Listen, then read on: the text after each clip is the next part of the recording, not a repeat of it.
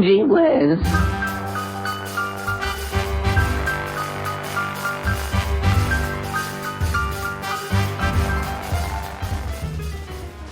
Hello, friends. My name is John Henderson. Welcome to this series of old-time radio show episodes that I'm calling Gee Whiz. These are the stories of the schemes, trials, and loves of the typical American teenagers, Andy Hardy, Archie Andrews, and Henry Aldrich. The Aldrich family is most famous on the radio, but there was an Aldrich family TV show. Henry Aldrich! Oh, coming, Mother. There were 5 actors that played Henry Aldrich on television: Robert Casey, Richard Tyler, Henry Gerard, Kenneth Nelson, and Bobby Ellis. Bobby Ellis also played Archie on the radio. For Homer, there was the original Homer, Jackie Kelk, then Bob Barry, and Jack Grimes, who also played Archie on the radio. And then there's House Jameson, who was the original Sam Aldrich, the father, from the beginning of the radio show right through to the television show, through all the different Henry Aldriches.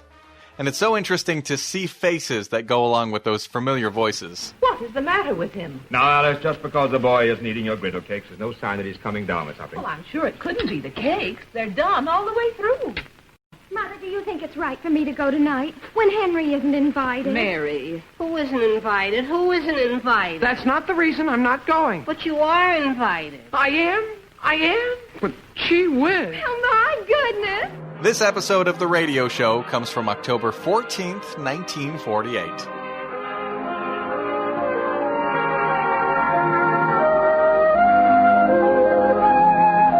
And now for the Aldrich family. In the fall of the year, most growing things shed their foliage and settle down to rest for the winter. But an impulsive teenage boy never rests. In the case of Henry Aldrich, the fall air merely increases his normal speed. The scene opens in the Centerville Butcher's Shop on Main Street.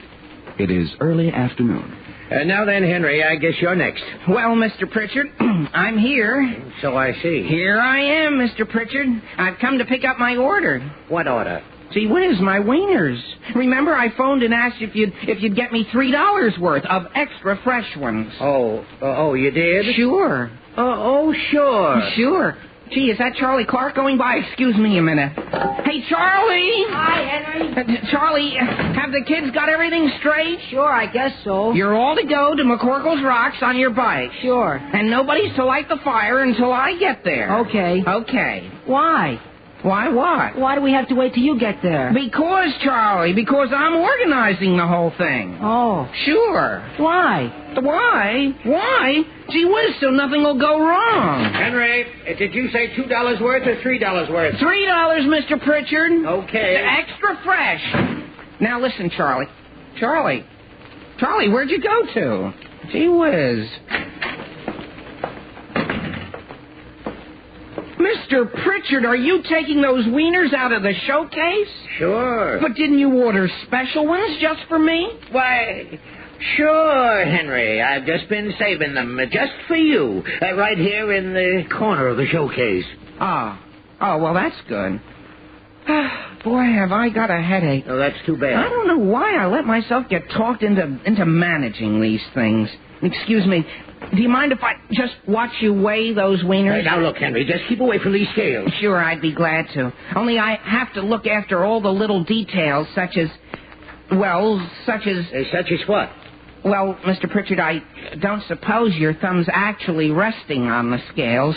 It just looks like it does. Look, I'll throw in 2 extra wieners if you'll get down off my counter. Sure. Gee, thanks very much. You want me to leave the wieners in this here box? Yes, please. And would you put some heavy brown paper on it and lots of string? All right. I don't want anything to go wrong. Hi, Hen. You got everything straight, Homer? I got your bike from the garage, if that's what you mean. Did they check it from top to bottom? They put air in the tires. What else can you do with a bike? It's got to be in perfect running order, Homer. I told you that. I've got a big responsibility. Listen, Henry, who asked you to be responsible anyway? What do you mean by that? Just because the kids gave you the money for the wieners, that doesn't mean you had to talk everybody into peddling way out into the country. Well, what's wrong with that? Gee whiz, it's work. But think of the appetite it'll give you. Henry, I don't need anything to give me an appetite. Why can't we have the Wiener Roast in your backyard, the way you said in the first place? Homer, when I invited the kids to my backyard, how was I to know my father had just planted grass seed and was going to be unreasonable about it? Well, what's the matter with your front lawn? Homer, listen. Why sit on an uncomfortable lawn when you can sit in solid comfort on McCorkle's Rock? Here, Henry, here's your wieners. That'll be $3. Sure, I've got it right here. Right? Henry, what's the matter? Oh, boy. Why are you turning all your pockets inside out? Oh, boy. Homer, have you got any money? What do you mean if I got any money? Where's our $3? I had it in this pocket here. The one with the hole in it? It was all folded up. Oh, boy. Mr. Pritchard, what are you doing? Are you blind, Henry? He's unwrapping the wieners. Now, wait a minute, Mr. Pritchard, wait a minute. Homer, I want you to go all the way back to my house on your hands and knees. Now listen, Henry. Hey, wait a minute. Why are you taking your shoe off? Look!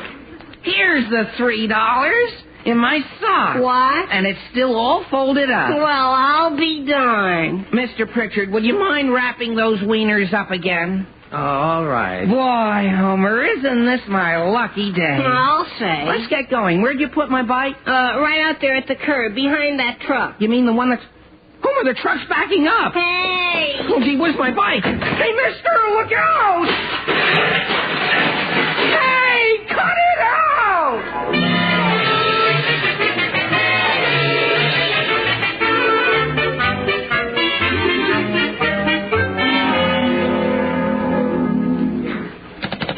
Hello? Hello, is that you, Charlie? Sure, who's this? It's Henry. Hiya, Charlie, old kid. How's the kid? What kid? Look, Charlie, you know what I've been doing? I've been thinking. You have Henry again? What do you mean by a statement like that? Well, you did some thinking yesterday, Henry, and all I did was get confused. What's confusing about it, Charlie? Instead of sitting around and being bored in my backyard, we're having a swell Wiener Roast in the open air at McCorkle's Rocks. What's so confusing about that? Nothing, I guess. Except you keep changing your mind all the time. No, I don't. Okay.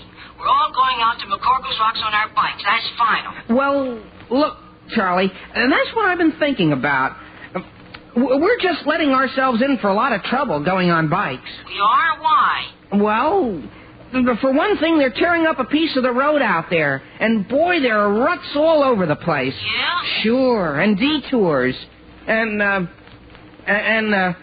it's a regular booby trap, Charlie. Gee whiz. So, look, why don't we get all the kids to get their father's cars and drive out there in solid comfort? Through all those ruts? Well, Charlie, look, you go through a rut on a bike and you're up a tree. What? But you go through a rut in a car and where are you? Where? Gee whiz, in a rut. That's the beautiful part, Charlie. You stay there. That's true. So, do you think you can swing it from bikes to cars? I'm all confused again, Hen, but I'll try. I'll phone a couple of the fellas and go to work on my father and call you back. Okay, you do that. Have you got your father's car? It's practically in the bag. So long.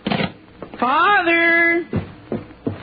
Father, are you upstairs? I'm in my room, Henry. You are? Can I help you with anything? As a matter of fact, I'm hunting for something. Oh, I'll help you hunt, Father. I'll start on this drawer here. What are we looking for? Never mind, Henry. What is it you want? Why, now that you mention it, Father, we've always been pretty good pals, haven't we?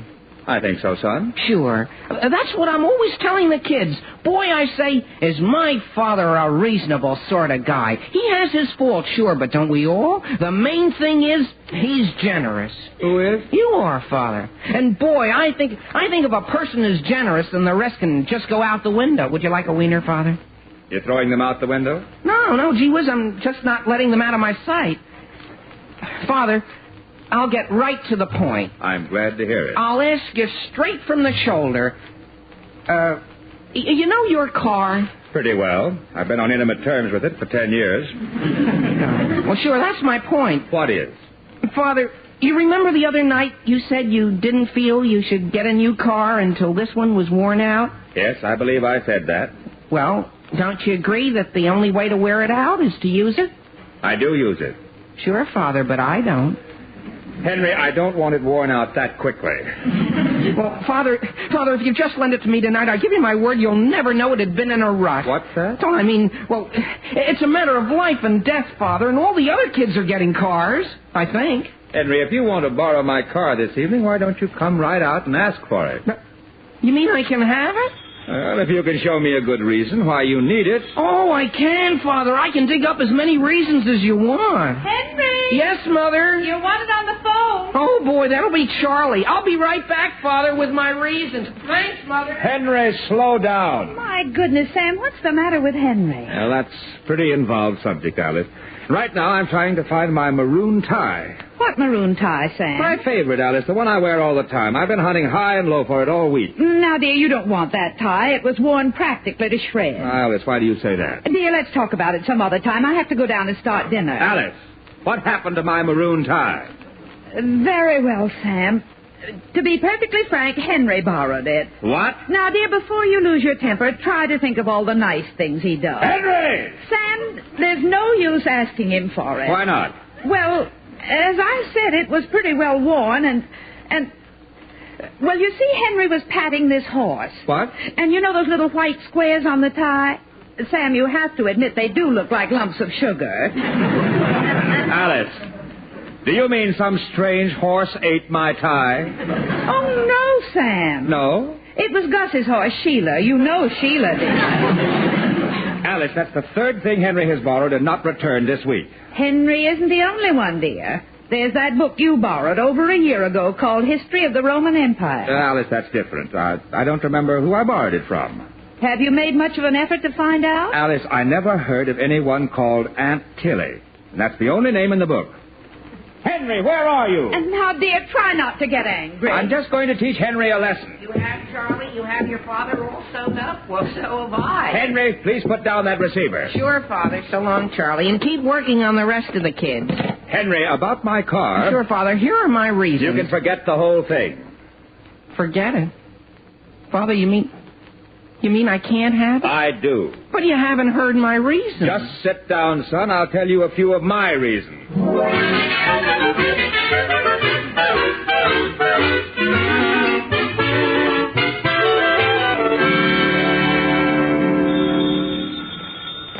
Hello? Hi, Homer, old-timer. How are tricks? Is that you, Hen? Sure. I was just going to phone you. My father finally forked over his car. We're all set. We are?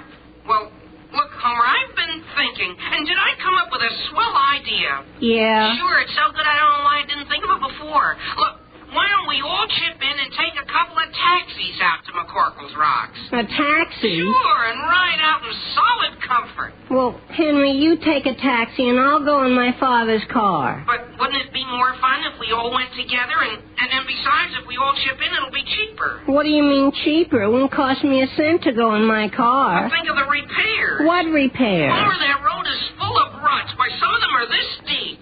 They are? As deep as that? Sure. Sure, you'd stand a very good chance of wrecking your car out there. But a taxi's different. They're made to be wrecked. Well, how much would a taxi cost? I got it all figured out. Only $2 each. Henry, that's $2 more than I've got. All you gotta do is work on your father. You've got a golden tongue, Homer. A what? A golden tongue, a golden tongue. I have? And I'll phone the other kids and get the wheels rolling.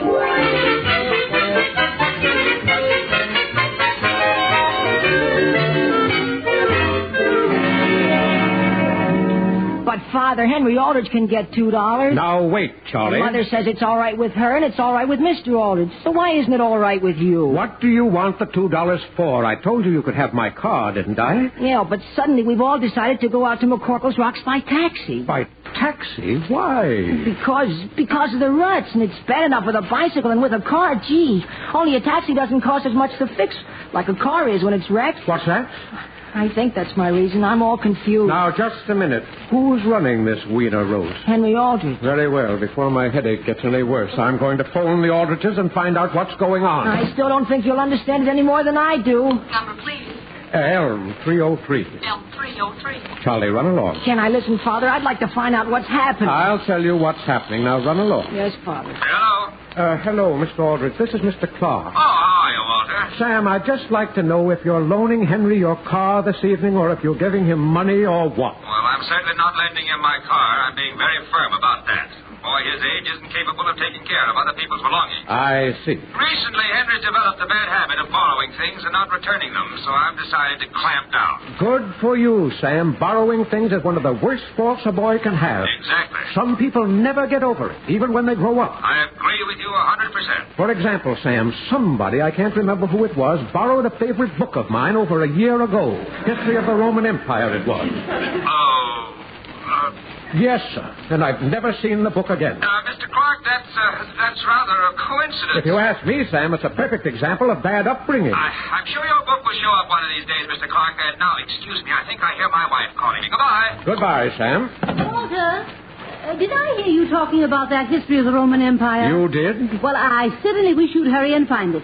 Aunt Tilly keeps saying you borrowed it from her and never returned it. Now, Marion, it'll show up one of these days. Where is Charlie? Here I am, Father. Can I have the $2? You may not. You mean I have to go in your car? And you can't have the car either. A boy your age isn't capable of taking care of other people's belongings. But, Father... And I don't want any argument, Charlie. From now on, I'm clamping down around here. But how am I going to get to the Wiener Roast tonight? That's for Henry Aldrich to figure out.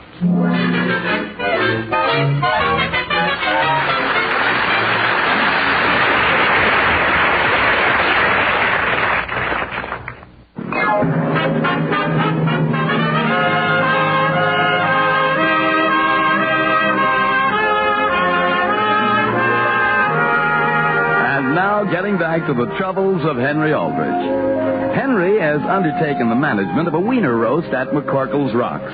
And when a truck ran over his bicycle, he swung the boys around to going in cars. Now Henry can't get a car, and his attempts to raise money for taxis seem to have backfired. The scene opens in the Aldrich living room. It is 6 o'clock the same night.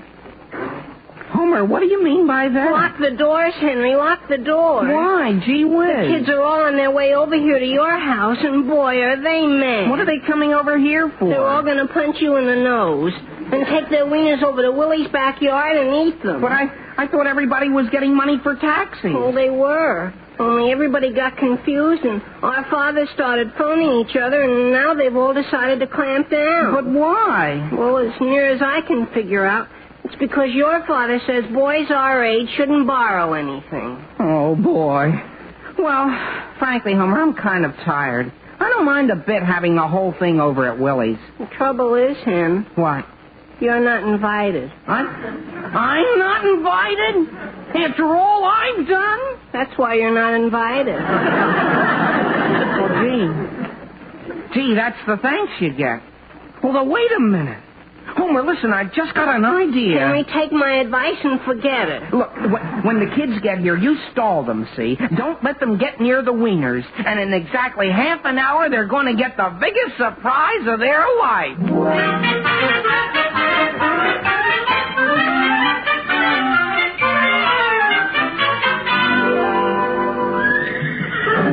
Gus, is there any way we could hurry with this? No, you can't hurry a sensitive horse like Sheila, Henry. Not when it comes to hitching her to a hay wagon. I know, Gus, but it's 6:15. Go on, Sheila. Back up. Henry, it won't get you any place pushing her. You have to talk to her. Yeah?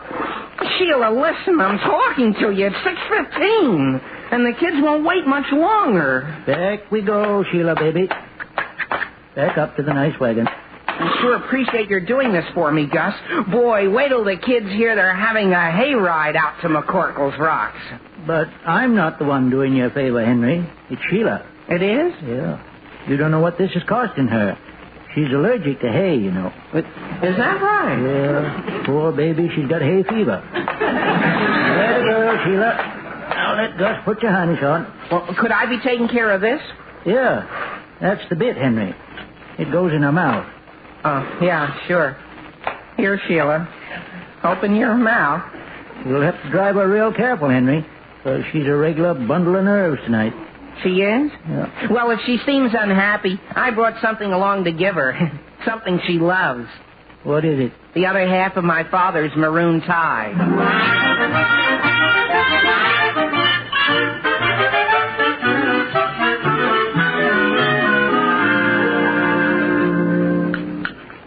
Sam, I wish you wouldn't bolt your supper like that. I'm not bolting. I'm just in a hurry. Did you wrap up the book? Yes, dear, and I padded it with brown paper. It's on the hall table. But I still wish you'd face Mr. Clark like a man instead of sneaking over there. Just as long as he gets his book back, he doesn't care how it gets there. Oh, I still don't approve of you just tossing the Roman Empire up on his front porch. What's that? Don't worry, folks. It's only me. Homer, what are you doing at that window? I'm not coming in, Mr. Aldrich. I'm just scouting. Where's Henry? Have you heard from him? No, Homer, but he said he'd be back here by 6:30. Homer, are all the boys still on the front porch? Yes, sir. Why don't you have them wait inside? In the hall, with Henry's box of wieners right there on the table. Hey, Homer, where are you? Yeah, where are you, Homer? What's this? The whole town gets here. I can't hold out much longer. What do you mean? Sam, isn't it grand? What is? The way Henry has managed this entire affair with all the boys leaning on him. Why, with his capabilities, he might even... Yes? Sam, I wouldn't say this to anybody else, but just think, President Aldrich. That's going just a little far, Alice. I don't know if he got the proper guidance and help. For instance, Sam, I do think you should have let him have your car tonight. Nonsense, Alice. If I'd let Henry my car, he wouldn't have had the satisfaction of working this thing out for himself. Well, I know. When he left here, he said he had a solution to the whole transportation problem. Well, that's true. When he works it out, the boys will respect him for it, and so will I. Well, I suppose so, dear. It's just that I understand boys better than you do. Now, where's that history of the Roman Empire? I'd better get over to the Clarks. Good heavens, what's all that racket? Well, Sam, open the door and see. What? Wieners, we want our Now listen, fellas, you can at least take your hats off. Where's Henry? Who cares about Henry? Where's our wait a My minute, goodness, Sam, fellas. speak to them. You speak to them, Alice. Where's my book? Oh, there. Sam, that's not your book. That's Henry's box of wieners. Oh, then this is the book. Miss Wallace shows you our wieners. Hey, now look, boys, let go of me. Don't tell them. They'll lynch him. Sam, come back here. You understand, boys? Boys, listen to me.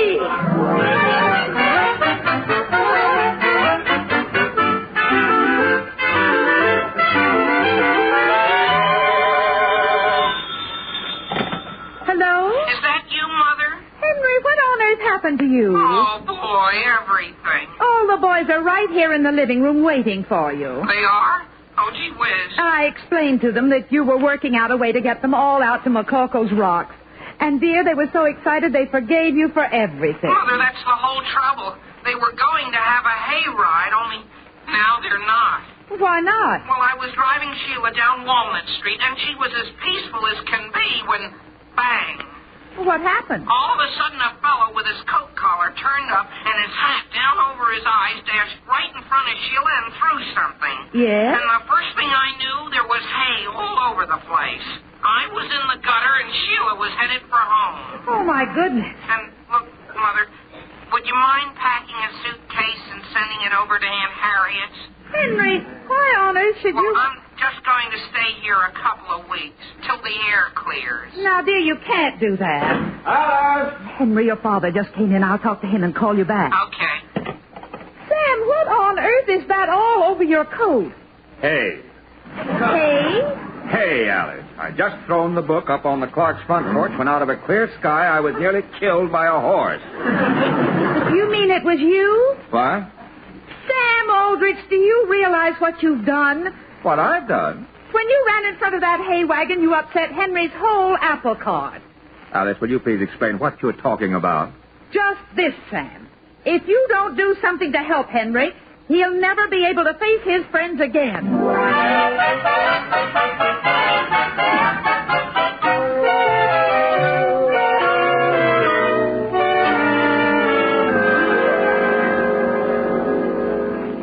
Alice, I'm exhausted. Here you are, dear. I brought your slippers down for you. Thank you. But I'm too tired to lean over and put them on. Now, Sam, it wasn't really as bad as that. Alice, that's a long drive out to McCorkle's Rocks. Well, I do think you could have taken the boys out there without making 2 trips. There is a law, Alice, that says you can't take 14 boys in one car. Well, they aren't very big boys. Now, Alice, Well, the main thing is that Henry and his Wieners and his friends are all out at McCorkle's Rocks. I'm sorry you're tired, dear, but I'm glad that Henry's happy. Seems to me that it should have been a simple thing for Henry to arrange a Wiener Roast without running into all that trouble. He did his best, Sam. He may have made a few little mistakes. That's just it. He should learn not to make mistakes.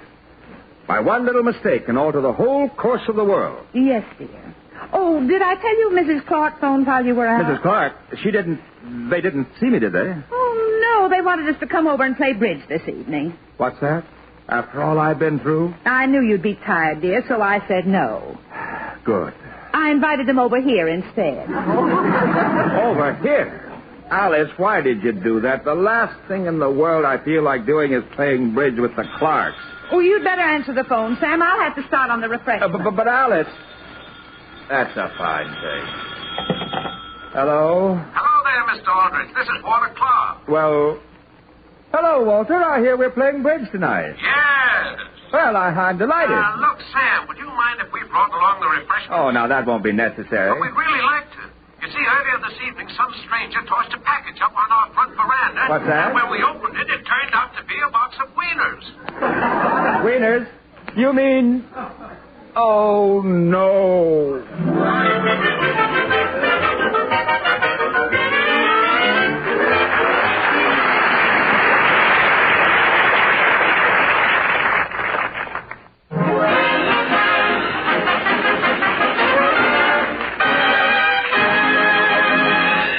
Listen again next week, same time, same station, for another sparkling half hour with your favorite youngster, his family, and his pals. The Aldrich Family, starring Ezra Stone, is written by Clifford Goldsmith.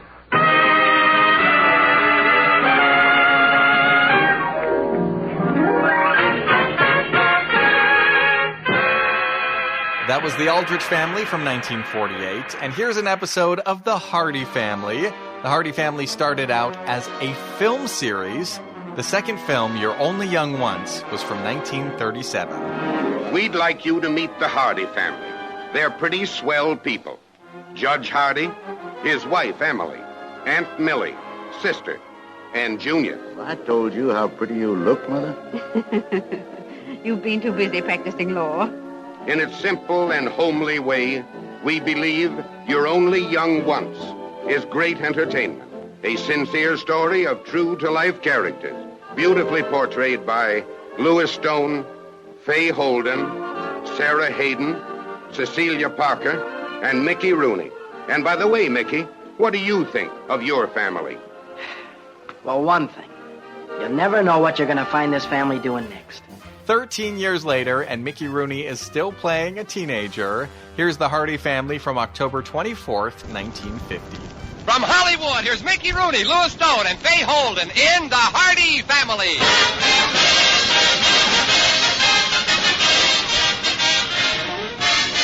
We're proud to present The Hardy Family based on the famous Metro-Goldwyn-Mayer motion picture series, which brought delight to millions and reflected the common joys and tribulations of the average American family. And now, here are the same great stars in the parts they created on the screen. Louis Stone, Mickey Rooney, and Fay Holden, The Hardy Family.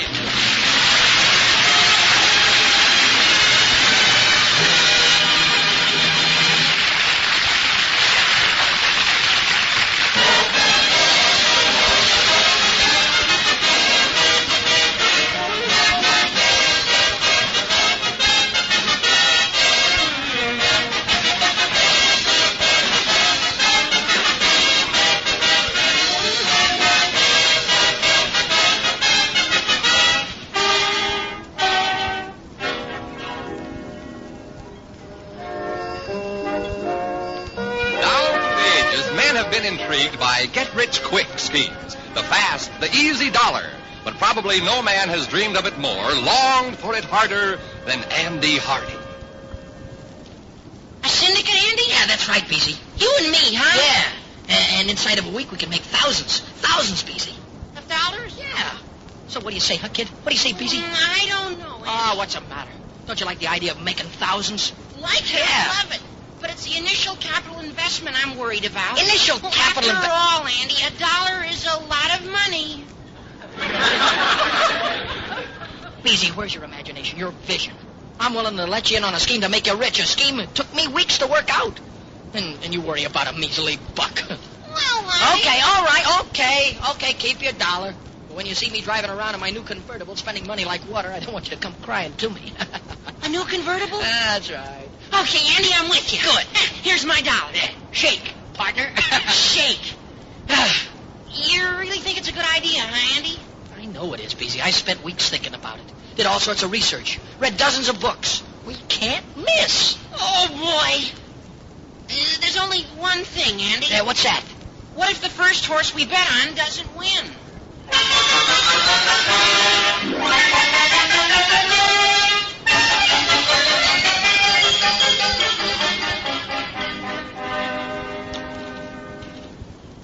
On the horses, Andrew? That's right, Dad. You mean you're going to bet on the horses? James, talk to him. Well, son, You tell him he mustn't. Andrew, you don't Well, tell know him that you won't allow it. Andrew, Tell him he'll lose his money. Andrew, you should... James, why don't you say something? Huh? Oh, yes. Thank you very much, Emily. Thank you. Now, son, I think... tell him he'll lose... I will, Emily, if you'll just give me half a chance. Sorry, dear. Well, go ahead, tell him. Tell him. My dear, you've already told him everything there is to tell. There is nothing left for me to say. Look, Dad, I know what the dangers of horse betting are. But you don't have to worry. Beezy and I don't intend to make a career out of this. You don't? No, of course not. We're just going to bet on them until we make a small killing. Till you make a small killing. Yeah, you see, Dad, I want to get into a good, substantial business that'll make me rich in a couple of years. That's where the horses come in. James. Yes, dear? James, tell him. What? If he... Now, Emily, please, let's not start that all over again. Now, look, Andrew, I think that your desire to get into a substantial, profitable business is very commendable, and I appreciate your need of capital. But believe me, your solution doesn't lie in betting on horses. Oh, it does, Dad. It does. I've done a lot of thinking about it. And it's the only way. James. Look, Mom, look. Now, listen, please, dear. You start with $2, say. 2 measly little dollars, and you bet on a horse. Let's say it pays 3 to 1. All right, you win 6 plus your original 2. That's $8. You bet that on another horse, 5 to 1, say. That gives you $48. All of that back on a horse at, say, 4 to 1.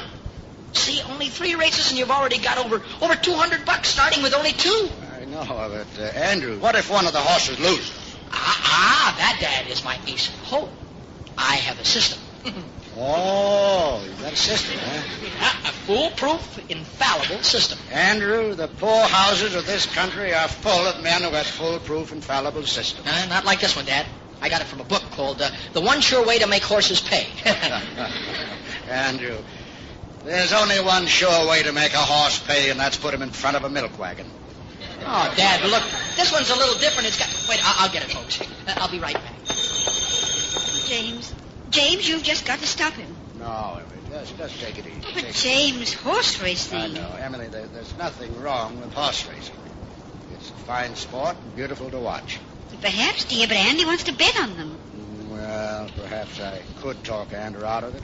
No doubt if I ordered him not to, he'd obey me. But neither of those things would ever convince him Oh, yet. but James... Always in the back of his mind would be the belief that he could have gotten rich by betting on horses. Yes, I suppose so. I'd like him to learn from his own experience that gambling simply doesn't work. Yes, James, but how? I've got an idea. Suppose... That was Beezy. He wanted me to meet him downtown to look at some convertibles. Oh. Now, Dad, getting back to the horse... I've been thinking... Yes. Perhaps you're right. Huh? Yes, they're having races out at the county fair. So why don't you get busy, and we'll all go out there tomorrow and give it a try.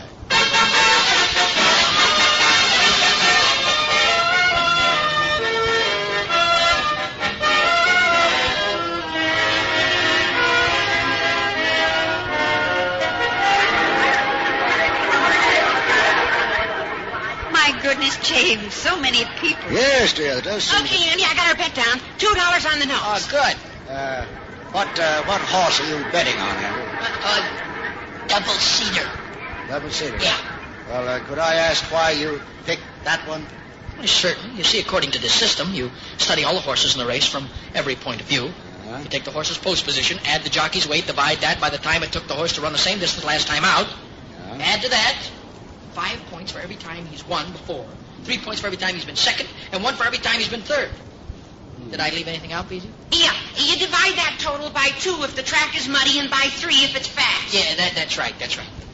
Then the horse with the highest points, that's your horse. Oh, my goodness, it sounds as if you need an adding machine. Well, it certainly covers every possible contingency, doesn't it? Yeah, sure. That's the beauty of it, Dan.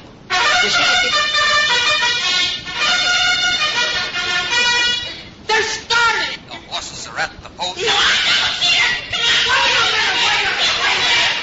The race hasn't started.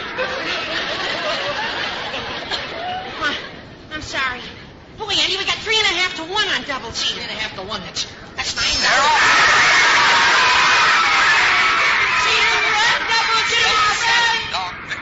Sandy Jack, Orsino, and Sweet Lady. Stay there, double seater.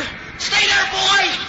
At the half, double seater, Orsino, Sandy Jack, Dog Victory, and Sweet Lady. Come on, double seater, put it on. Put it on, boys. Into the stretch, it's double seater by a length, and here comes Sweet Lady. What? Double seater by a nose. No, it's Sweet Lady, and then double seater. Sweet Lady by a nose.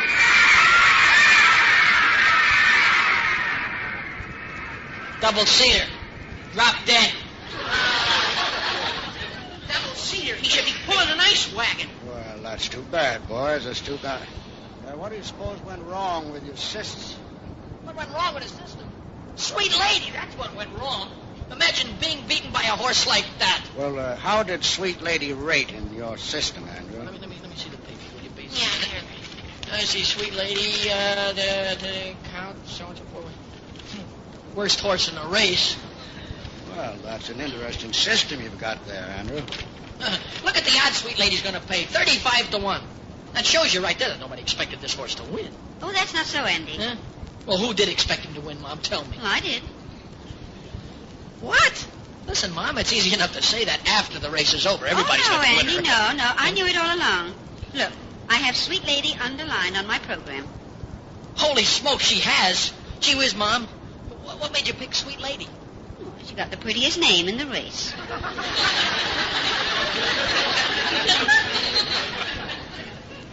What was that you said?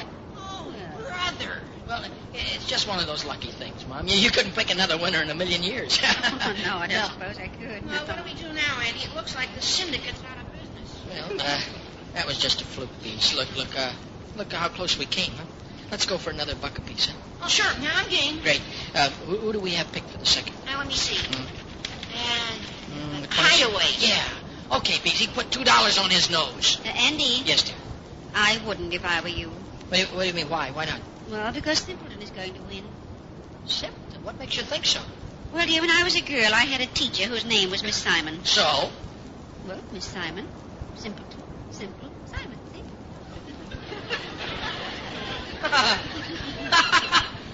Say, Dad, did you hear that? Did you hear that, Dad?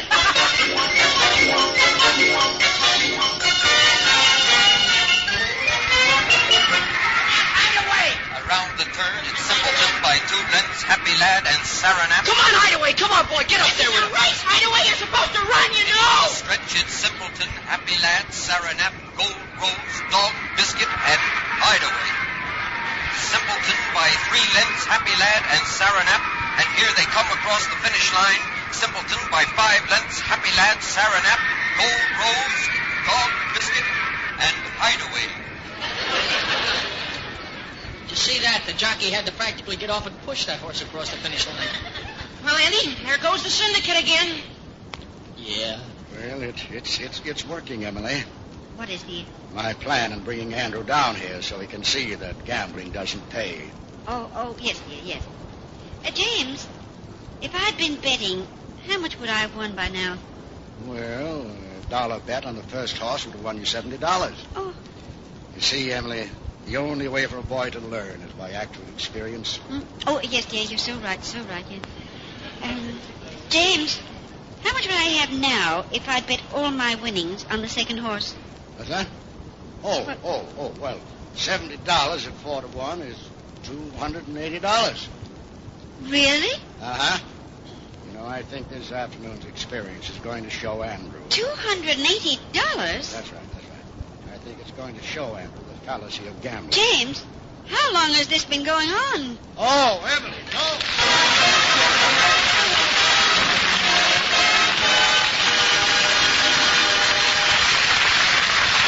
In a moment, the Hardy family will return. But first, a word from your announcer.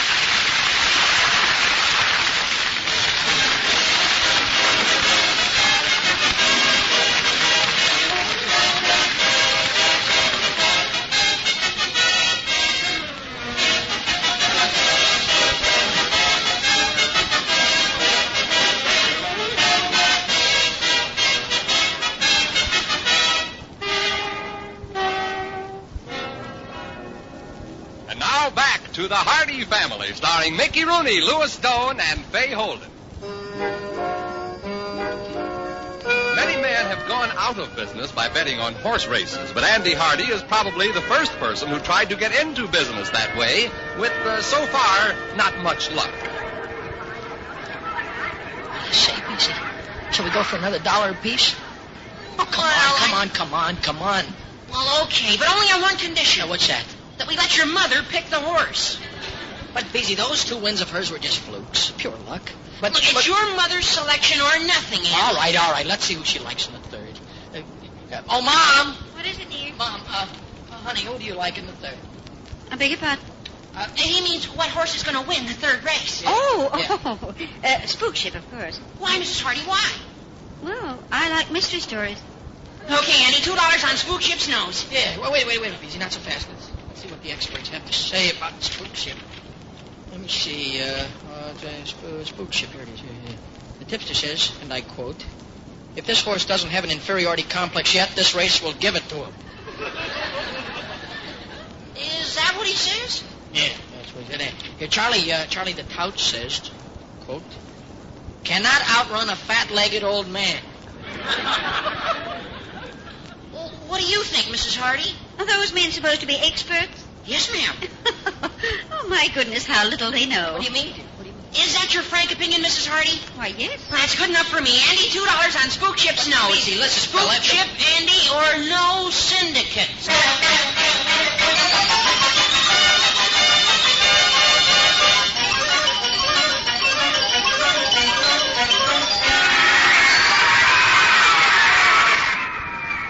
Around the turn, it's buy a nose, have a nap, double come, and Spook Ship. Come on, Spook Ship.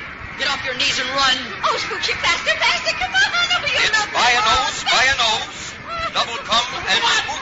No, it's buy a nose and Spook Ship. They're neck and neck. It's right. No, it's Spook Ship. Spook Ship, the winner. Well, we did it. Mrs. Hardy, I love you. Oh, thank you, Beezy. Oh, Beezy, put me down. I'm sorry, Mrs. Hardy. I guess I lost my hand. Yeah, look at it, 7-1. 7-1 he's going to pay, Beezy. 7-1. That's $14 less than the $4 we lost in the first 2 races. We're ahead $10, Beezy. 10 beautiful simoleons. Yeah. Well, Emily, you're certainly helping me make my point. Point? Oh, is he running in the next race? Never mind, Emily. Beezy, what do you say we plunge, huh? $5 on the next race? Sure, what the heck? Sure, attaboy. But, Mom, who do you like in the fourth? The fourth? Yes, dear. Slowfoot. Slowfoot. Tell me why, dear, why?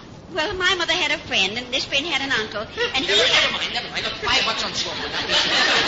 Yeah, sure, Andy. Andrew. Yes, Dad, yes. If you'd like, I'll get down and place the bet for you. Would you? Yes, that'll give you time to find out why your mother likes Slowfoot. Oh, Dad, you wouldn't mind, No, huh? of course not. Besides, give me something to do. Well, thanks, Dad. Here's a $5. All right, I'll be back in a minute. James, here's $2. Put it on Slowfoot's nostrils in the fourth.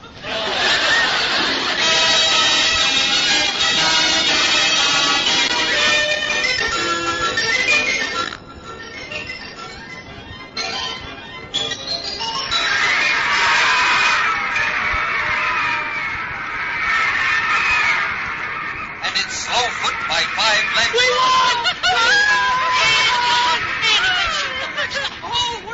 Okay, Dad, would you place a bet for us, huh? Oh, and for me too, dear. How much do you want to bet? How much? Shoot the works.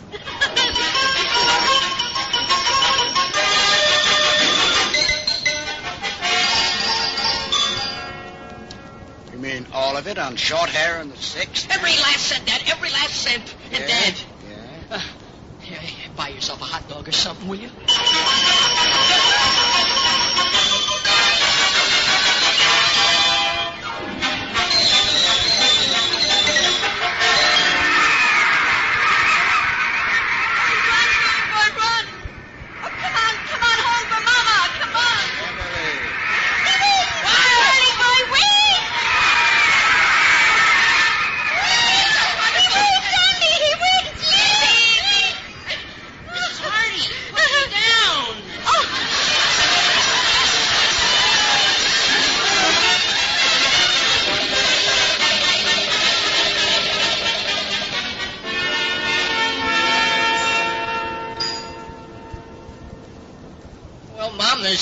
There's only one more race. Oh, is that all? Yeah, and who do you like, Mom? Who do you like? Oh, let me see the program again. Sure.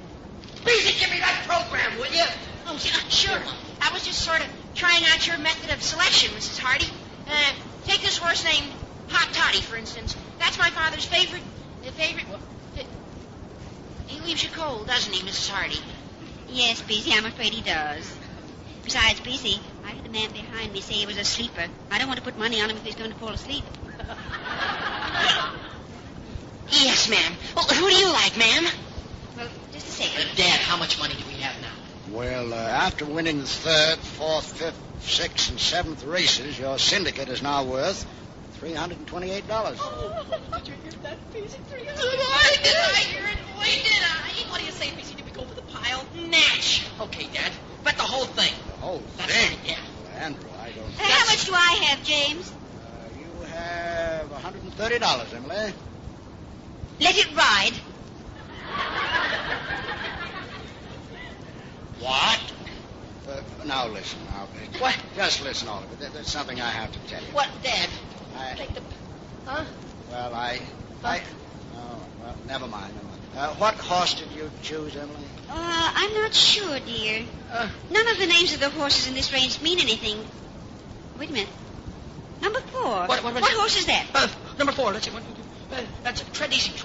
That's our Gigi. Yes. Why? Well, just now, when I glanced up... Yeah? He winked at me.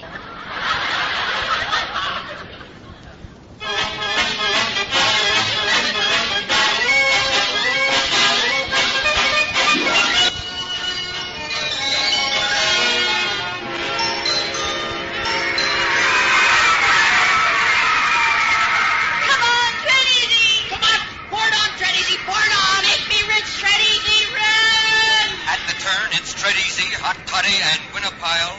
Tread Easy, Win a Pile, Hot Toddy. Tread Easy, oh, come on, Tread Easy. Come on, Tread Easy. Tread Easy. Come on, Win a Pile. What? Win a Pile, run, you dog. Dad, how can you?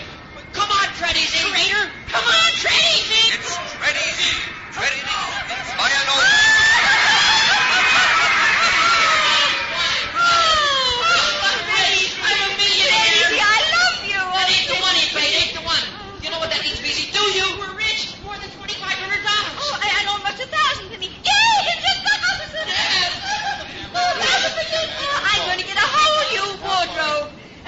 You shopped it down. Nanny, business we can go into now. How about Wall Street? What better business is there than this? Where else can you increase your investment 1,200 times in a couple hours, I ask you? You mean we're going to keep... Why, I said this is our business, Beezy. We'll take my mother from track to track. Yeah, that's a great idea. idea. In no time. From track to track, do you hear that? We'll take her from track to track. She'll pick the horses. Now, just hold everything from... Now, please. James, All you can of be sorry. Now, listen to me. You can handle our bets. Beezy. Well, I don't know about that, Andy. Don't forget, he was yelling for Win a Pile in the last race. Yeah, how about that? What about that, Dad? Well... Yeah, that was rather strange, dear. Strange? I call it treason. Well, now, the matter...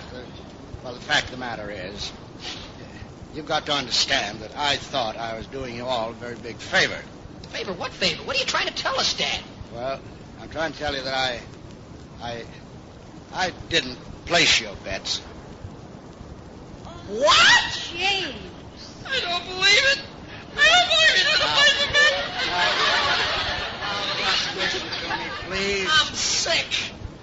Dad, Dad, you mean from the beginning you didn't place no bets? From the beginning. Yes. Oh, I'm sicker now. You mean I don't have $1,000? That's right, Emily. You don't have $1,000. And we, Beezy and I, we don't have 2,500 either. I have only your original $5. I'll sue. That's what I'll do. I'll sue. I'll take it to the Supreme Court if necessary. Yeah. The Supreme Court, do you hear me? Oh, Beezy, just restrain yourself. Emily, I never thought. I thought it was impossible for you to win every race. I thought sooner or later you'd have to lose one, and then I'd give you back each your original money. Oh, Dad. Oh, how could you? My beautiful wardrobe gone. Oh, James. The Supreme Court, I tell you, the Supreme Court. Your attention, ladies and gentlemen. Your attention, please. Tread Easy has been disqualified. The winner of the last race is Winnapile. Winnapile. Well, what do you know? What does that mean? What does it mean? Well, it means, Emily, that you didn't win the last race after all. We didn't? No. And as for you, Beezy, I'm afraid you no longer have a case to take to the Supreme Court. Yes, sir. How do you like that? 1 second a millionaire, the next pauper. Dad. Yes, son? Dad, if you ever catch me betting on anything again... Yes? Would you just give me, please, a good swift kick in the... James, dear. Yes, Emily? Me, too. Moment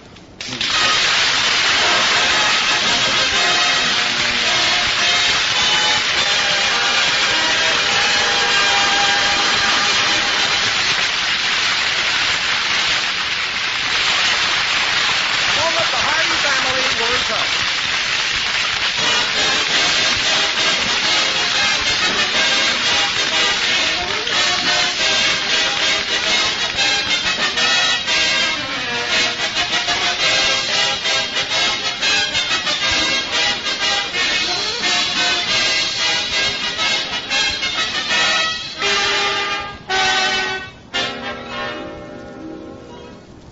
Here again is the Hardy family. Dad, you took an awful chance of not making the bets for us. I know, son, I know. Don't think I didn't have a few very bad minutes there when it looked like you'd won. I'll bet you did, but it sure turned out for the best. I'm glad it did, son. Now I know why they call it the sport of kings. You got to be a king to afford it.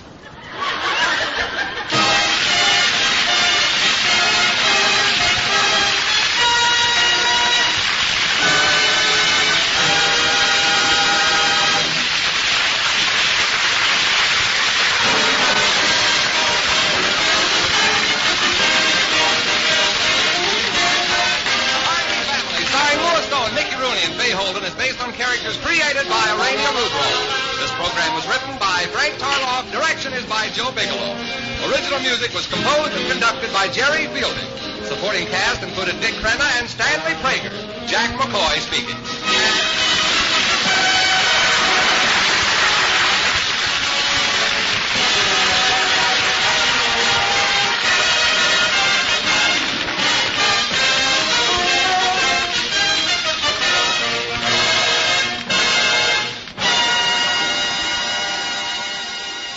That was the Hardy family from 1950. And now one more episode of the Aldrich family. This is from October 19th, 1952.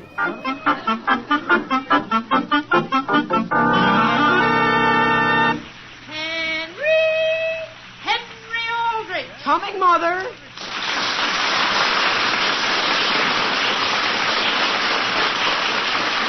Yes, it's The Aldrich Family as transcribed, written by Clifford Goldsmith.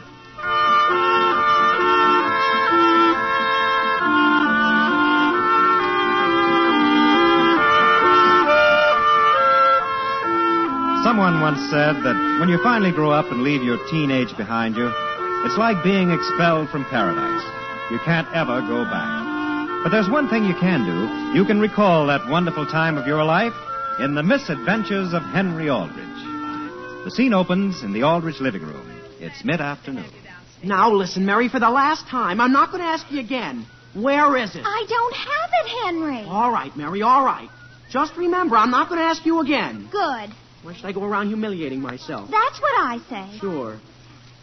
The last time, Mary, where'd you put it? Henry, I give you my word I don't know where it is any more than you do. All right, Mary, but I just want you to know that I know you took it. Mary took what, Henry? Oh, nothing, Mother, nothing at all. Now, wait a minute, Mary, don't go upstairs. I'd like to make you a proposition. I'm busy. Now, Mary? But, Mary, will you let me search your bureau if I promise to put everything back? No. Henry? Sam. Hello, Alice. Dear, why in the world are you coming home from the office at this time of day? For a very special reason. Don't let me forget this envelope. Envelope? Is that why? Mother, will you please call Mary and tell her you want her downstairs at once? What for? She locked herself in her room. Henry, could you come in here? In just a minute, Father. I have to go outside for something. Sam, why are you home so early? Well, all summer I've been saying that sometime Henry and I ought to pack up and go off on a camping trip. Dear, you aren't going on a camping trip in October, are you? Why not? I'm all caught up at the office. October? Alice, there's a tang in the air. All the leaves are starting to turn color. It's a wonderful idea. What is there so wonderful about sleeping on the hard, damp ground with trees dripping things on you all night? It gets the poison out of your system. I'll come back a new man, and after all, I did promise Henry. Well, I'm sure he's forgotten all about it. He'll enjoy it, Alice. He'll enjoy it. How long will you be gone? Oh, maybe 2 or 3 nights. Sam Aldrich. Mother, will you please call Henry? Where is he? He ran out in the yard and got the ladder out of the garage, and now he's putting it up to my window. Henry, will you please take that ladder back? Mother, he's practically up. Listen, Mary, for the last time. Good heavens. Dear, did you hurt yourself? No, Mother, I'm all right. I think. Henry! Everything's all right, Father. I can fix your ladder. Will you please come in the house? He can't, Father. He's all wrapped up in a rose bush. There, Alice. Here's a good example of why I should take Henry on a trip. He needs to get away from the house. What's wrong with the house? Nothing. It's just that Henry needs to work off a little of that energy out in the fresh air. Dear, he was just out in the yard. That isn't the same thing. Father? What, Henry? Did that ladder cost a great deal? Henry. Yes, sir? Sam, I've got to go up and get something in Mary's room. Very well. Wait a minute, Mother. I'd like to go with you. Henry. Yes, Father? Would you mind waiting here, please? You want to speak to me now? I do. Oh. Henry, how would you like to get away from all this? You're going to send me away just because I broke the ladder? How would you like to go on a camping trip? Alone? I'll go with you. In October? The weather prediction is warm and sunny for the next few days. Perhaps the last good ones we'll have. How about it? Go camping? Just the 2 of us? Yes, sir. We'll start this afternoon. Sleep right out in the woods. Catch our own fish. Cook our own grub. The only thing is, Father... That's trouble. I have to go to the movies tonight. To the movies? Yes, sir. A bunch of us sort of planned to go this evening. Well, wouldn't you rather get out and eat your own fish and... But gee whiz, Father, they're counting on me to sit with them. Couldn't we go some other time? Well, not as well as today. Not any later this year. What's more, Homer Brown and his father may go with us. Homer and Mr. Brown? That throws a different light on it. But Homer's seen the picture and it doesn't matter to him. I see. Very well. Couldn't we go tomorrow, Father? No, Henry, if you don't care any more about it than that, then you needn't even think of going. Mr. Aldrich. Come in, Homer. I am in. I know. Hi, Henry. Hello, Homer. Mr. Aldrich, my father wanted me to come over and tell you he doesn't know why he didn't think of it before, but we can't possibly go on that camping trip. Why not? We have to go to a wedding this afternoon and a party afterwards. That's quite all right, Homer. I'm not sure I wanted to go camping anyway. Aren't you going at all, Father? Alone? Well, look. Gee whiz, I'll go with you. No, thank you, Henry. Sam, will you come upstairs, please? What's the trouble now? Mary's jammed the key in her door and she can't get it unlocked. I'll be right there. Father, wouldn't you like to join us at the movies? At my expense? Thank you, I would not. Henry, what did your mother say was the matter with Mary? Boy, do you know what she did to me, Homer, just to be humorous? No, what? She stole my diary. Your diary, Henry? My 5-year diary. I just started it this year. And Mary has it? Sure. And it's got in it what I think of everybody I know. Including me? Sure. Well, come on, I'll help you look for it. Henry, may I have a talk with you? With I, Mother? Hello, Mrs. Aldrich. Hello, Homer. Would you mind stepping into the hallway for a minute? What do you want me to do out there, Mrs. Aldrich? Just wait till I'm through talking. Oh, I get it. Well, I'm sure whatever it is, Henry didn't mean it. Mother, Mary started the whole thing by taking my diary. That isn't what I want to talk about. Dear, your father feels rather badly. Father does? Because you'd rather not go camping. Oh. But, Mother, I told him I'd like to go. He said you insisted on going to the movies. Gee, I don't know where he ever got that impression. I'll admit I did mention the movies, because it's a picture I feel it's my duty to see. But I didn't refuse to go camping. Well, you see, dear, your father does enjoy doing things with you. And I'm afraid this time he was just a little hurt. Oh. Well, gee, I didn't realize he was that sensitive. Maybe I ought to take him camping. Would you like to? Sure, it'd do him a lot of good. He needs to get away from the house for a while. The house? Sure, out in the fresh air in different surroundings. Oh, gee whiz. Homer, what's the matter? Nothing, Henry. This table drawer came out too far, that's all. Homer, why are you going through the whole table drawer? Looking for something of Henry's. Mother, Father wants to know whether we have any iodine. What happened? He hurt his finger opening my door, and he's feeling very sorry for himself. Mother. Yes, Henry. I'm not speaking to Mary. Will you please tell her I'll go up and get the iodine for Father? Mother, I think Henry's entirely too sensitive. Mary, dear, do you know where Henry's diary is? Well, exactly what do you mean by that, Mother? I mean, did you hide it? Well, yes, but that's what puzzles me. Where did you put it? In the clothes hamper. Where'd you put it? In the clothes hamper. Where'd you put it? In the clothes hamper, and when I went back to get it, it was gone. Mary Aldrich. Oh, I don't really have even the slightest idea as to where it is. For all I know, it may have gone to the laundry. Now, Mary, I don't think that was very nice. But, Mother, there wasn't one word in it the laundry could take offense at. Mrs. Aldrich, is Henry still upstairs? Homer, what are you doing in there? Well, did you know one of the drawers in your desk is locked? Homer, please leave my desk alone. Mary, I want you to do something for me. What is it, Father? Do you see this brown envelope? Yes. Well, before I forget, when a Mr. Warren calls for it, will you please be sure that he gets it? Certainly, Father. Sam, are you and Henry really going camping? Yes, Alice. We had a little talk upstairs, and I agreed to take him. Mary, did I write Mr. Warren's name on the envelope? Oh, my goodness, Father. I can certainly remember Mr. Warren, can't I? Well, don't lose it. It's extremely important. Mother, did Father tell you I agreed to take him? Yes, Henry. Mary, what's in that envelope? Oh, don't you wish you knew? Can't you tell me? It's something very private. Sam, I'll go in the kitchen and boil a couple dozen eggs for you and Henry to take with you. Gee, Mother, you don't need to boil any eggs. No, Alice, we'll cook our own food. What food? The fish we catch. All we want is a little flour so we can make biscuits. And some bacon. Hey, Henry. What, Homer? I found your diary. You did? What does this mean? It says, Sam dropped in tonight, and I found him terribly nice, but very sensitive. Who's very sensitive? Homer, where did you get that? Well, you know that locked drawer in your desk? May I have it, please? Happens to be mine. Alice, when did you write that? Never mind. We can't read it? You certainly may not. I'm going to take it out and burn it. Well, come on, Henry. Let's go up and get into our old clothes. Sure, Father. So long, Homer. You're leaving me, Henry? Don't you want to go home? Well, I was going to look for your diary some more. Wait a second, Homer. I just had a wonderful idea. Boy, will it kill Mary. It will? She's got a brown envelope, Homer. A brown envelope? She says it's very private. And before I go camping, I'm going to get it and hide it. You are? Sure. The only thing is, Homer... You're not afraid of Mary, are you? Well, no, but maybe I really ought to... After all, Henry, you aren't going to open the envelope, are you? Gee whiz, no. You're just going to hide it for a few days to get even. I think it's a great idea. Sure. And boy, will that teach her a lesson about taking things that don't belong to her.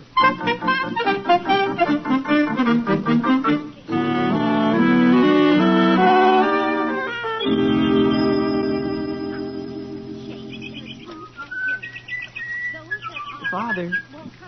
Yes, Henry? I don't mean to be critical, but don't you think the fish would bite better if we didn't whistle? Yes, good idea. Nice tangy day, isn't it? Just look at those leaves. Brown, red. I think I'll cast out here in this other direction. They don't seem to be biting very well. Give them time. They're just getting used to us. Boy, I have to laugh every time I think of it. Every time you think of what? The way I got even with Mary. You did? Gee, did I hide something of hers? Yeah. I remember once when your Uncle John came to visit us. He left his bag up in his Father. room. What's the matter? I think I got a bite. Good. If we just keep quiet now. Keeping quiet. Now you hook a little. That's what I'm doing. Oh, gee whiz. What was that? You kicked our knapsack into the water. Oh, I can get it. Be quiet, though. All I have to do is to take my shoes and socks off and wade right out to where the pack is snagged. You better hurry, Father. The current's taking it away. Here I go. It's a little chilly this time of year. I'll get it all right. Be careful, Father. It's a little deeper than I thought. You want to throw me your coat, Father? No. I just have to take one more step. Hey, where's Father? Father? Where are you, Father?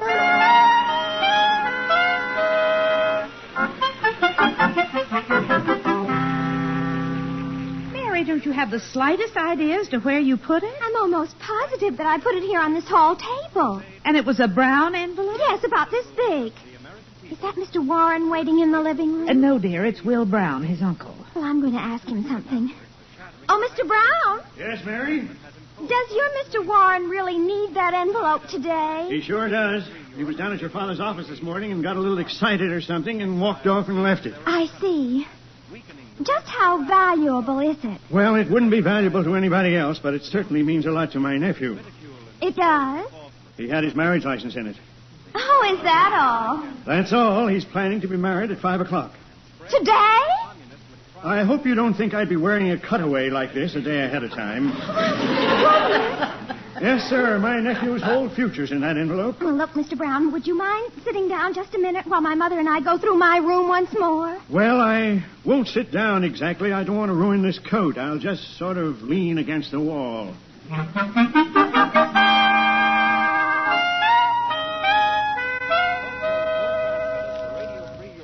Put another stick on the fire, Henry. That's what I'm doing, Father. Do I smell something burning? It's just the fire, I think. Boy, these fish sure are tasty, aren't they? Yes. Have some more? I don't mind if I do. Sure was smart of Mother to put this can of sardines in the knapsack. Your mother thinks of everything. They're even imported. Gee, you ought to see the big one I just got. Big what, sardine? Mosquito. Father, you aren't shivering, are you? No. I'm almost dry. Certainly is wonderful out here in the woods in October. Feel that tang in the air, Henry? I'll bet Will Brown's sorry he couldn't come with us. Well, whose wedding did he have to go to? His nephew, John Warren's. 20 minutes to 6. Ought to be just about married. Father, is there any dessert? Yes. Take this knife and cut a piece of that cake. Oh, gee whiz. Cut from the end that didn't go in the lake. You know, son, as soon as we're through eating, I think we'd better move on to a place where there aren't so many mosquitoes. Father, maybe you did smell something burning. What is it? Gee whiz, I didn't know you put your shoes right next to this fire.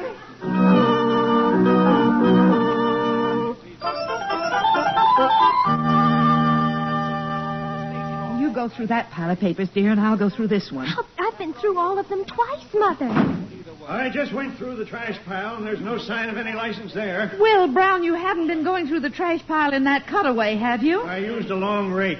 Did I just hear the phone ring? If you did, don't answer it. Why not? They've been heckling us for 2 hours. When we find the envelope, my nephew can get married, and not until then. My goodness, look at this. What, Mother? I just found a Christmas card we never opened. I wondered why Mrs. Standish has been so cool to me all year. Well, wait until you see how my nephew reacts to you. Where's he going on his honeymoon? To New Hampshire. To New Hampshire? Well, they'll like it there. They will if they ever get there. Father, where are you? Here, Homer. Well, look, they wanted me to tell you the bride's having hysterics. Oh, my goodness. Hysterics, Homer? She says she's never going to speak to the groom again as long as she lives. That's a fine thing. Are all the guests still there? Sure. When I left, they just finished the wedding cake. Here, I brought you a piece. Not now. Just help us look for that license. Well, what did it look like? It's in a brown envelope. A brown envelope? Yes, dear. A brown envelope? About this large? What's the matter with you, Homer? Have you seen it? The marriage license? Yes. No, sir. Only, do you know what I think? I think we ought to get in the car and find Mr. Aldrich. Sam Aldrich? He's with Henry. I'm positive that'd be the safest thing to do. Where is it they're camping out? They set up near McCorkle's Rocks. McCorkle's Rocks, way up there? Well, gee, Father, we could find them in less than 2 hours. And I have a feeling that's the only thing to do. Alice, call the wedding and tell them to go ahead with the reception. We'll get the bride and groom married later.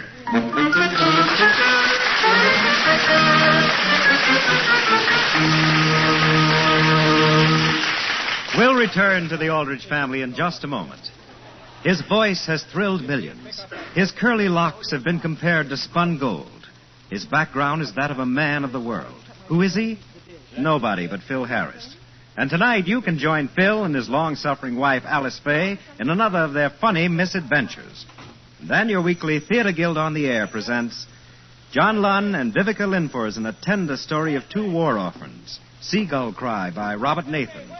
And next comes 2 of the top NBC News programs. First, Martha Roundtree's panel conference, Meet the Press, and then the American Forum of the Air with Theodore Granick as your moderator. On both shows, NBC microphones will bring you the people who are the names in tomorrow's headlines.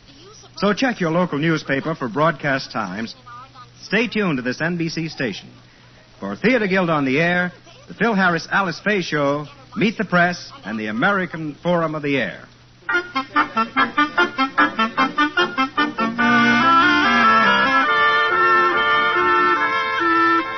And now, getting back to the troubles of Henry Aldrich. To get even with his sister, who had lost his diary, Henry has hidden an envelope which he believes is hers, and he's gone off on a 3-day camping trip. He's unaware of the fact that the envelope contains an important marriage license. The scene is in the woods. The time is late at night. Father, where are you? Right here, Henry. Where? On this blanket. Oh. You think we'll like this place better than the last 2 places we unpacked in? There isn't a mosquito anywhere near here. Now lie down and get comfortable. Gee, I wish our flashlight hadn't dropped in the water. You don't need a flashlight. Father, have you any idea where we are? I know exactly where we are. We're about 1.5 miles from the main line of the Y&R Railroad. Now lie down and go to sleep. I am. Hey, this is the life, eh, son? You think it'll rain? There isn't a chance. Gee, what was that? Just a thunderstorm way over on the other side of the valley. Now close your eyes and go to sleep. Yes, Father. I wonder why the stars aren't out. Give them time. They'll come out. It's too bad Will Brown and Homer couldn't have come along with us. Whose wedding did you say it was? Mr. Warren, the young businessman who just moved to town. I expect to do a lot of business with him. What's that? Just some animal. Why don't you just relax, Henry, and enjoy nature? Sounded to me like a train whistle. Well, it might have been a train over on the Y&R. Oh. Listen, Father, don't you think we ought to go some other place? Now, Henry, there's no sense in trying to go anyplace else. We'll be just as comfortable here as if we were home. Father, is it raining where you are? Well, just a little. You better pull your blanket over your head. Sure, that train whistle sounds closer. Well, of course it sounds closer. It's going to pass within 1.5 miles of it.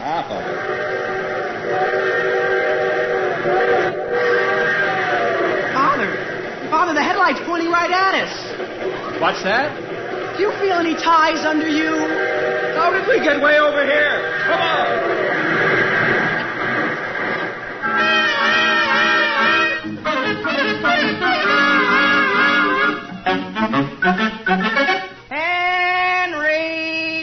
Henry! Sam Aldrich! Do you hear anything, Father? Oh, Sam! Maybe they went a little farther into the woods. Homer, they couldn't have gone much. What's the matter, Father? Nothing. I just fell down again. I never thought when I put this cutaway on I'd be wearing it out hiking. Do you want your piece of wedding cake now? I do not. All I want is that license. Here, Homer. Shine that light over this way. Oh, what is it? A campsite. Somebody cooked their supper here. Where? Right there. See? A sardine can and a burnt shoe. Probably a couple of tramps. Come on, Homer.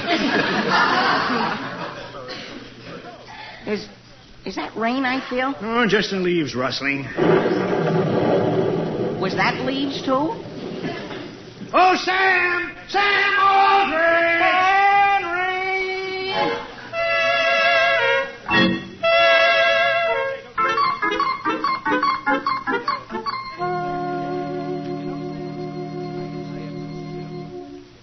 Father, are you sure the front door was locked? I am.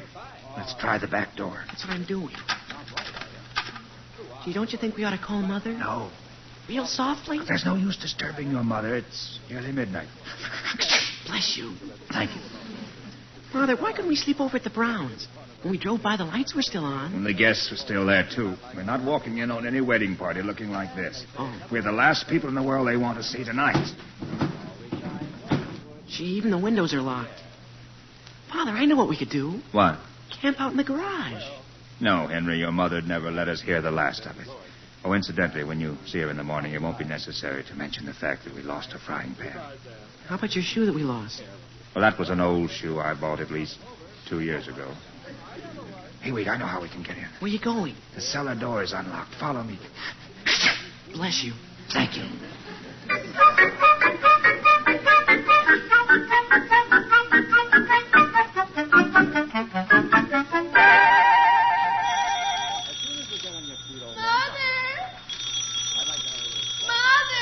Yes, Mary? Wake up, your phone's ringing. I know it. Hello? Hello, is this Alice Aldrich? Yes? This is Margaret Kilmer next door. Oh. I don't want to alarm you in the middle of the night, but when I looked out my bedroom window a moment ago, I saw 2 men prowling around your house. 2 men? Yes. Are you sure everything is locked? Well, yes. At least I think everything is. Well, then I wouldn't worry, dear. They'll probably go away in a few minutes. Yes, of course. I hope I haven't disturbed you. Oh, no, not at all. Goodbye. Goodbye. Mother, who was it? It wasn't anyone, Mary.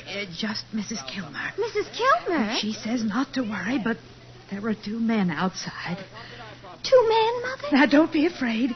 Every door and window is locked, except perhaps the cellar door. Didn't we lock that? Mary, we've got to go down and see whether we did or not. At this time of night? Yes, dear. Only let's not turn on any lights. I won't, Mother. Better wait here in the hall, dear, while I answer the phone. Who do you suppose it is? Hello? Mrs. Aldrich, this is Joe Graham. Who? You know, the best man at John Warren's wedding. Oh, yes. Do you have any idea as to where Mr. Brown and Homer went? Yes, up to McCorkle's Rocks to look for Henry and Mr. Aldrich. Well, they haven't come back yet. We're getting a bit worried. Oh, my goodness. Maybe I better take a couple of the guests and go out and try to find them. Well, hope I didn't wake you up. Oh, no, not at all. Bye. Goodbye. Mother. Yes, dear. I just ran down and locked the cellar door. You locked it? I never was so frightened in my life. And I was just in time, Mother. I could hear somebody right outside. Dear, I'm sure we're perfectly safe. Everything is locked. What's that? Mary. Listen. Mary, someone's putting a ladder against the side of the house. They're going to climb in one of the windows. Shouldn't we call the police? Yes, dear. I knew all the time Henry shouldn't have left that ladder lying there on the ground. Wasn't it broken? I thought it was. I don't see how anybody... Mother, what was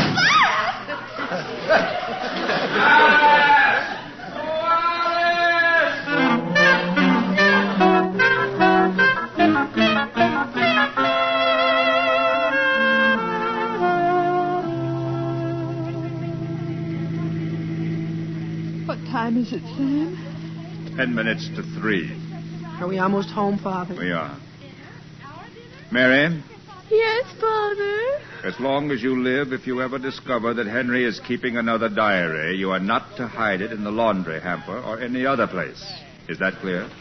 Yes, Father. And Henry? Yes, Father, I know. I thought you made a very nice best man, Sam. Thank you. Even if you were wearing khaki trousers. Gee, it's too bad Homer and Mr. Brown didn't get there for the ceremony. Well, my goodness, the way they looked when they did get back, it's just as well. Anyway, it was a very nice wedding. Didn't you think the bride looked lovely? Oh, yes, Mother. A little sleepy, perhaps, but lovely. I didn't like her so much.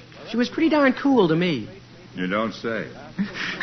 Oh, bless you, Father. Sam Aldrich, are you catching cold? Certainly not in October. It's just... Frankly, I think there was a little too much tang in the air.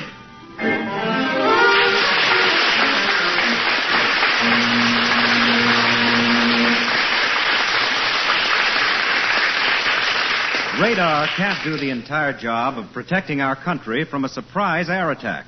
That's up to us as individual citizens. Right now, the Air Defense Command needs 300,000 more volunteers for its Ground Observer Corps, made up of patriotic citizens who contribute a few hours of their spare time each week.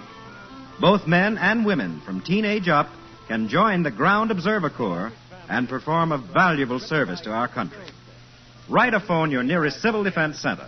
Or write to Ground Observer Corps, Air Force, Washington 25, D.C.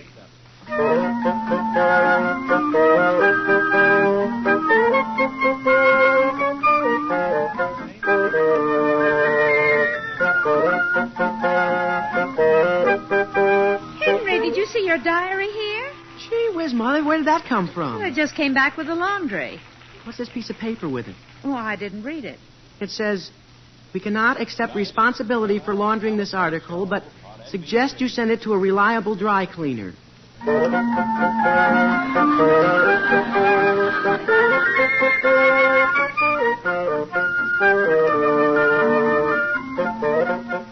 The Aldrich Family as transcribed is written by Clifford Goldsmith. Henry is played by Bobby Ellis and Homer by Michael O'Day. Mr. and Mrs. Aldrich are House Jameson and Catherine Roth. Your announcer is Dick Dudley.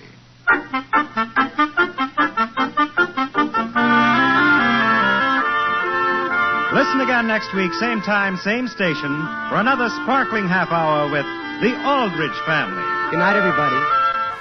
I hope you've been enjoying these shows as much as I have. If you'd like to hear some of the ones you've missed, check out thisdaybenny.com/GWhiz.